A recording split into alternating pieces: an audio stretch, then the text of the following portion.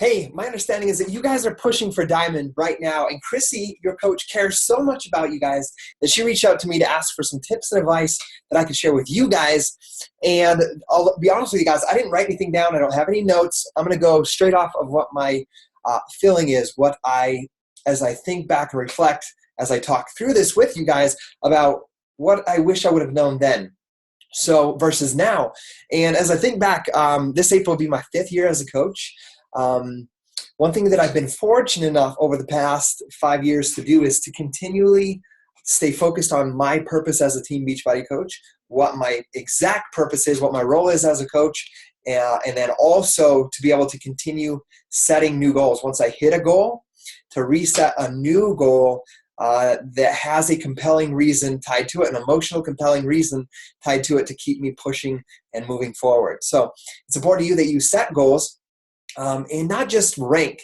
One of the things I remember in the beginning, see, I told you I would be talking through this, is that I remember I would set a goal, a specific goal, in the very first 6 months to 9 months to a year, is I would set a goal and I would write it down, right, and realize that only 10% of people write down their goal or have goals and 2% write them down. So I was feeling powerful in the fact that I was one of the 2% that actually wrote down goals. The thing is that I didn't have an emotional reason tied to it of what that meant for me. And specifically what that means is, I went to Diamond Coach in 93 days. I really only did that because it sounded cool and because it was a team cup and it meant that we'd get another point with my team cup, which was Lindsay Matway, Shay Stanford, myself, Katie Hefner, and a girl named Laurel Hedden.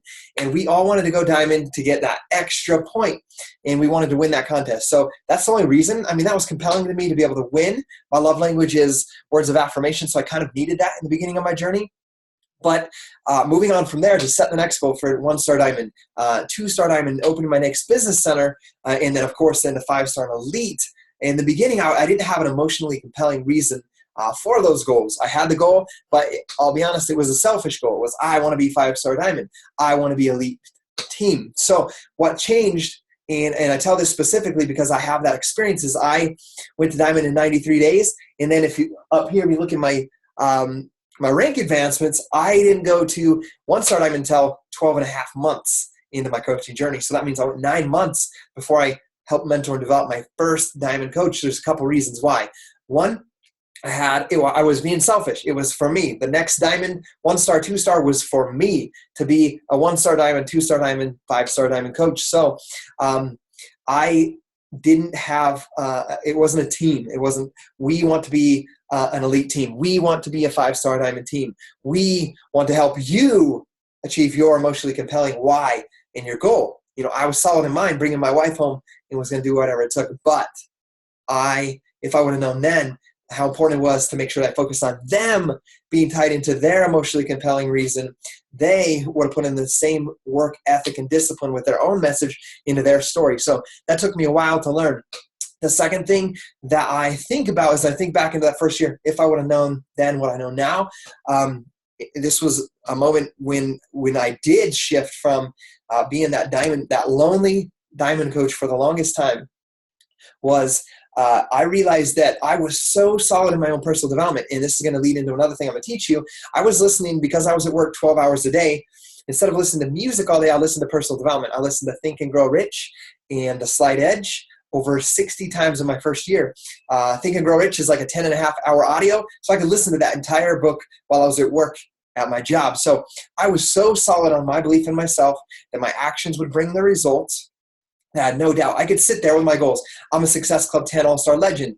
I'm a Diamond coach. I'm a 5-star Diamond Elite coach by December 31st. I would have these goals and I could say them without any doubts. I would have little things of doubt come in, but I could immediately cut those out of my mind. So the thing that I realized in that first year, which made a huge difference, and if I would have known this in the beginning versus waiting till a year in, I know that we could have been a 5-star Elite team within 6 months. Or 7 months, somewhere way quicker than the amount of time that it took me, which was a year and a half, to become a 5-star Elite team. So what I want to say, the thing that changed is, although I was solid in my own belief at that time, when I sat at my desk, which was a mess downstairs at the time, I would sit here I could say those affirmations written on my board. I had income goals written out, rank goals written out, positive affirmations, which I still have, My first one is, I am more than worthy. I'm a top male coach. I'm a 15-star diamond coach. I am the one. I am an amazing coach. I listen to 5 hours of PD every day. I am worth everything you have in store for me. I hit Success Club 10 in my business and 5 in Gabby's business with ease. So those are mine. And I could say them with no doubt, complete faith that my actions would bring me those results. The thing is when I was working, this is what I would say. Dang it, what's wrong with all my coaches? Nobody wants to do anything. How come you're not on the national wake-up call? What the heck's wrong with you guys? I put in this all my time to teach you guys what I'm learning and no one's responding. Do you not believe in yourself? How come you're not disciplined? You guys suck. Basically, that's what I was doing in my first year. And I'm okay sharing that because I want to make sure that you guys are not doing that as well. So what you get and what you focus on is what you get in return. And it makes me think of a book called The Happiness Advantage. I've read it 2 times. I'm now reading it again with my wife. It talks about the Tetris effect and how you get what you focus on in your life. So if you're right now saying, all my coaches are just in this for the discount, nobody wants to build a business, nobody wants to build a business with me. If you're focusing on that and that's the words that you're speaking to yourself, that's what you're going to get, because what you focus on expands. So I had to start changing my words for the people around me, for my prospects, for my coaches, for my friends, for my family. You are powerful. You will overcome your fears. You will find your purpose. You'll become solid in your purpose and your goals, your dreams, and you will become more disciplined. And because of that, you will achieve your goals. So that shifted. So if I would have known that from day one, that truly my thoughts and what I focused on expanded, then I know that we would have built a team a lot faster than we would have.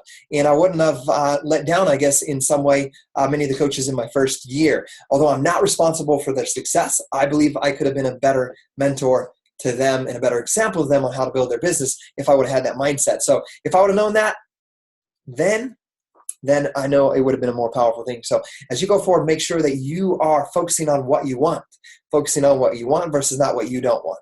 The next thing that I want to teach you guys is that I told you guys in this thing that I listened to 10 hours of personal development every single day. I worked 7 days a week, every single night from 8 o'clock till 10:30 at the beginning and then 8 o'clock till midnight. And although I did that for me, what I didn't realize is that was what I was doing. So I was telling people, do your 15 minutes of personal development, do your workouts, invite 2 people. So I was telling them to do 15 minutes of personal development, and I was doing 10 hours, which I'm proud of myself for doing that, but I should have been talking about how much I was doing that so that they could take that action and repeat it into their life and into their business. So those are some of the things I think about as I think back into my first year, as I was striving for diamond, as I became that brand new diamond and moving forward. And the next thing that I want you guys to understand, to leave you guys with, that I still feel true today, is once you hit this diamond goal, this 1-star diamond, or this diamond goal that you have, that you do not change your activity to become a manager and try to protect what you've just built and keep it from falling apart and crumbling, because that is not what a leader is. Our role is to connect with people, make genuine connections with people, find out the pain in their life, what they need, what they're struggling with in their life, figure out what that is by asking them hard questions and then giving them the solution and inviting them to be a part of this with us.